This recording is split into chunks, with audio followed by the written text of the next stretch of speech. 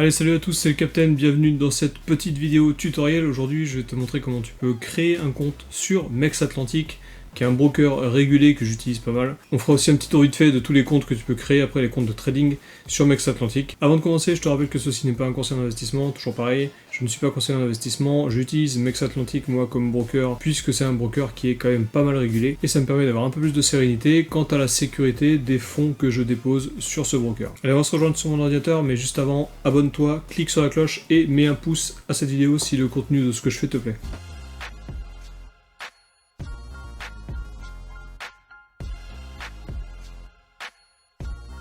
Allez, on se retrouve donc sur mon ordinateur. Pour rejoindre MEX Atlantic, c'est très simple, il suffit d'aller soit sur le site de MEX Atlantic, soit utiliser le lien qui est dans la description. Tu arrives directement ensuite sur cette fenêtre où tu vas mettre ton prénom, ton nom, ton email et ton numéro de téléphone.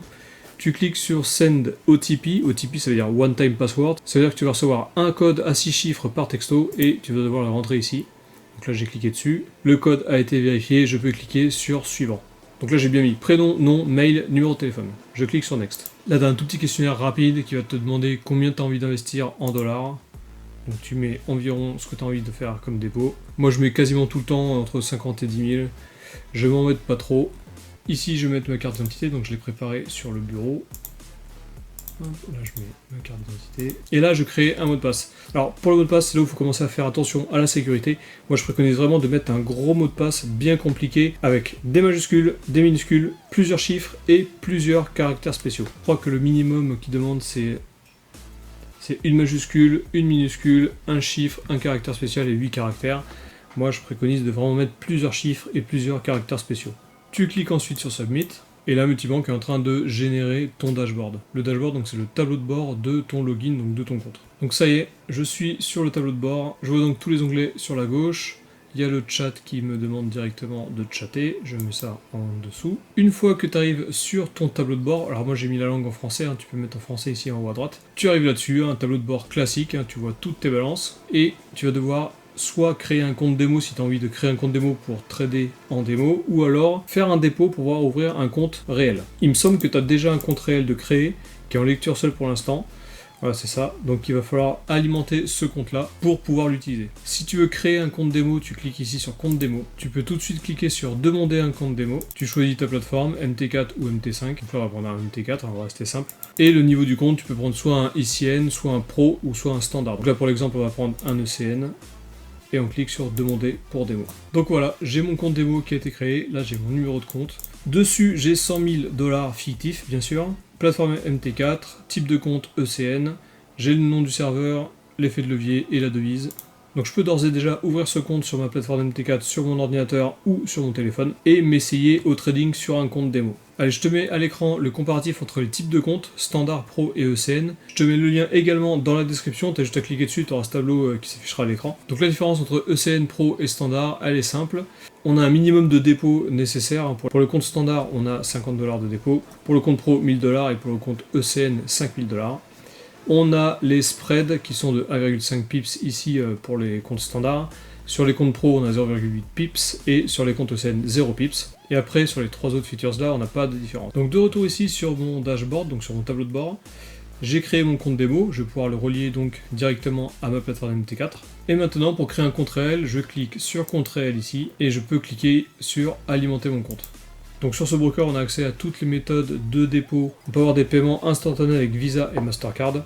On peut payer bien sûr en crypto-monnaie. On peut faire un virement bancaire et un virement SEPA. Bien entendu, le plus simple, c'est de faire des dépôts en carte Visa, Mastercard ou alors en crypto-monnaie, puisque c'est instantané et il n'y a pas de frais. Donc moi je vais faire un dépôt en crypto. Je choisis le compte de trading qui est le compte de base qui est créé sur Multibank. Je vais choisir USDT TRC20 pour faire un dépôt en USDT avec le réseau le moins cher et je vais faire un dépôt de 1100 $.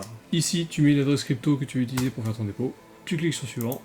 Là tu vois que tu as un chrono, tu as 30 minutes pour faire ton dépôt, donc tu as quand même le temps de faire les choses bien. Toujours pareil, quand tu fais un dépôt en crypto-monnaie, de ne pas te tromper dans le numéro du wallet. Je te conseille de faire un screenshot de cette page-là, comme ça tu auras le record, l'identification de référence du dépôt, le montant que tu vas déposer et l'adresse vers laquelle tu vas faire le dépôt. Donc moi je me fais une imprimée écran de ça.